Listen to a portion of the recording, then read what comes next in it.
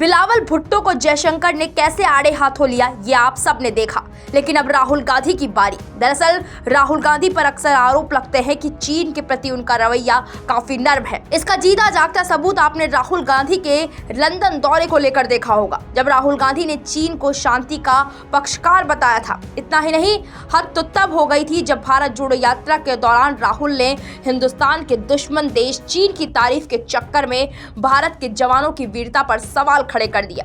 उनका चीन के लिए बढ़ता प्रेम देखकर जयशंकर ने बड़ा बयान दिया है। बता दें कि विदेश मंत्री एस जयशंकर ने कांग्रेस नेता राहुल गांधी पर तंज कसा है। उन्होंने कहा है कि वो चीनी राजदूत से चीन पर क्लास ले रहे हैं। मोदी सरकार की विदेश नीति पर राहुल गांधी की ओर से सवाल उठाए जाने पर जयशंकर ने कहा, मैं राहुल गांधी से चीन पर क्लास लेने की सोच रहा था, लेकिन मुझे पता चला कि वो खुद ही चीनी राजदूत से चीन पर क्लास ले रहे हैं। जयशंकर ने डोकलाम संकट के दौरान भारत में चीनी राजदूत के साथ राहुल गांधी की मुलाकात का जिक्र किया। डॉक्टर एस जयशंकर ने कर्नाटक के मैसूर में एक कार्यक्रम में सवालों का जवाब देते हुए कहा, राहुल ने सरकार पर हमला करते हुए कहा कि भारत ने चीन के हाथों नया क्षेत्र गंवा दिया। मैं जानता हूं कि राजनीति में सब कुछ राजनीतिक होता है, मैं इसे स्वीकार करता हूं, लेकिन मुझे लगता है कि कुछ मुद्दों पर हमारी सामूहिक जिम्मेदारी है कि हम कम से कम इस तरह से व्यवहार करें कि विदेशों में भारत की सामूहिक स्थिति को कमजोर ना करें, जो हमने चीन के मामले में पिछले 3 वर्षों में देखा है। वहीं चीन की ओर से पैंगोंग त्सो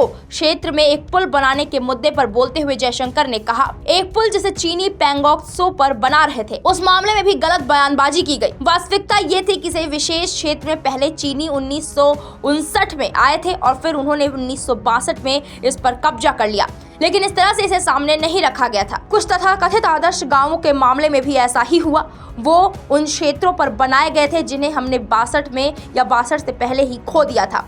आपने शायद ही कभी मुझे 1962 के बारे में ये कहते हुए सुना होगा कि ऐसा नहीं होना चाहिए था, या इसमें किसकी गलती है या कोई जिम्मेदार है। जो हुआ वो हो गया, ये हमारी सामूहिक विफलता या जिम्मेदारी थी। जरूरी नहीं कि मैं इसे राजनीतिक रंग दे दूं। इसके अलावा जयशंकर ने सूडान से भारतीयों की वापसी को लेकर बातचीत की। उनका कहना है, ऑपरेशन कावेरी बहुत ही जटिल रहा। लगभग 4000 लोगों को सुरक्षित वहां से निकाला गया और वतन वापसी हुई। यह ऑपरेशन सबसे खतरनाक था। जैसे ही लड़ाई शुरू हुई तो अधिकतर दूतावास वहां से निकल गए, लेकिन हमारा भारतीय दूतावास रहा। इसकी वजह से वहां भारतीय फंसे थे जिन्हें वापस लाया जा रहा था। वीके न्यूज, राष्ट्र के नाम।